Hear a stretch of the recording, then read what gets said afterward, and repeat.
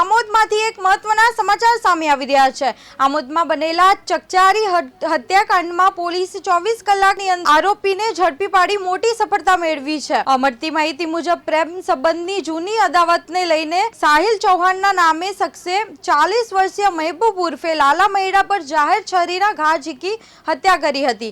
ઘટના બાદ આરોપી ફરાર થઈ ગયો હતો, પરંતુ ભરૂચ એલસીબીએ ગણતરીના કલાકોમાં તેને ઝડપી પાડી આમોદ પોલીસને સોંપ્યો હતો।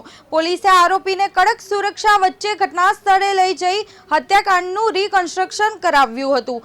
આ ઘટનાથી મૃતકના પરિવાર પર આપ તૂટી પડ્યું, જ્યારે પરિવારજનોએ આરોપીને ફાંસીની સજા અને બુલડોઝર કાર્યવાહી કરવાની માંગ ઉઠાવી છે। એ મરી જનાર છે, મારો ભાઈ છે, માસીનો છોકરો છે, મારો એક ડાબો હાથ હતો, મારો ભાઈ હતો।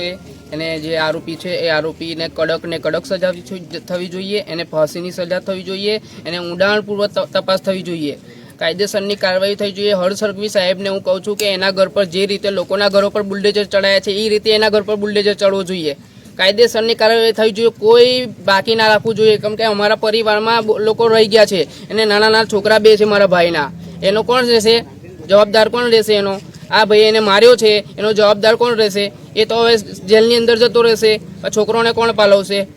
મારા માહા છે, માહાનો એક પગ જતો રહ્યો છે એવું સમજો। એકનોથી એક છોકરો હતો, એમના બે છોકરા છે। મારા માહાનો એકનોથી એક છોકરો હતો, એમની એક બેન છે, એમની જવાન વાઈફ છે।